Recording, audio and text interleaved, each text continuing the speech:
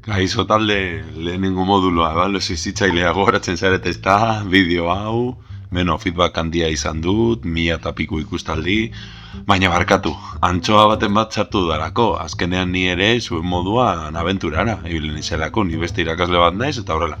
Ordan, zein izan zen nire antxoa?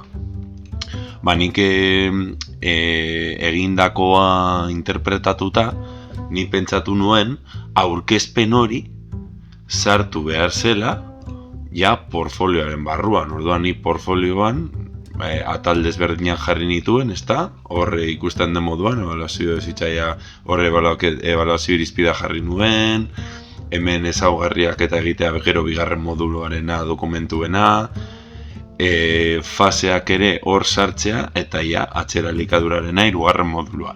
Baina zein izan da nire antxoa? Ba, hemen ez jartzea aurkezpenarena. Aurkezpen bat egin behar da, non ebalaketa hezitzaiaren inguruan hitz egiten den. Hori da, lehenengo moduluan falta izan zaidana. Hemen portfolioan bertan aurkezpen hori jarri beharrean, eske hori interpretatu nuen, behitu, esango dizuet zergatik. Nik ikusten nuen aurkezpen bat, bai hori, zein modutan, ze tresna, kuantitatiboa, kualitatiboa, gero ebaluazio irizpidea jarri behar izatea, goian ere azalduta zegoen, leku desberdinetan, hori ja azaldu nizuen.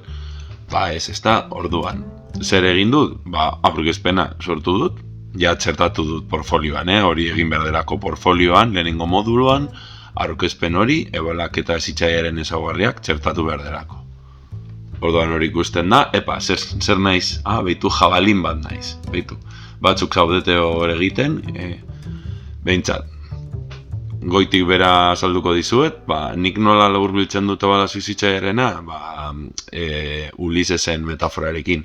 Garrantzitsuena ez da amaieran topatutakoa, baizik eta bide osoan ikasitakoa. Eta hori da bitarteko balaketa jarrai, ez da? Hori, ebaluazio irizpidea jartzen dut, gehiketa eta kenketena azaldu nizuen moduan. Gero ezaugarriak, nolako izan behar den, ez kopiatu, zuek egin zuen hitzez. Gero eske bestela ez da ondo egongo, hau oposaketetan ikasi zenuten, 46. artikuluan zegoen aurreko dekretuan eta 31. artikuluan dekretu herrian. Zorako detaiak agertzen dira. Gero balaketa motak, zeintzuk diren faseak, hau aurreko opean eta aurreko handino 2017an, 2019an eta naiz aurrekoan, 2023an, egin da, orduan, azaltzea zeintzuk diren faseak. Nik ebaluazio tresna desberdinak aipatu ditut, baina ja, zehatz-mehatz zeintzuk erabili ditudan, ez da, kajut eta azkuiz, ez da, esan nizuen moduan, eta bigarren moduan ikusiko duzuen moduan.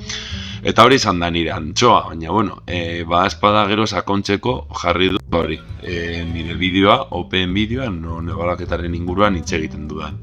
Eta hori, nahi baduzue barre egin, baina hori, ez handakoa, espero dut inori ez molestatzea, baina hori, sentitzen dut, ziurraski zuen berrikuntza arduradunak ere esan dizuen, nik eske horrela ulertu nuen, barkatu. I am sorry, naiz perfektua umeekin ere hau, egunero lantzen dut, frustrazioa eta lantzeko, ikustean ni ere erratzen naizela eta garrantzitsuena dela, erratu eta berehala, onartzea eta aurrera, eta zuzentzea, eta akatzei esker ikasten dugula.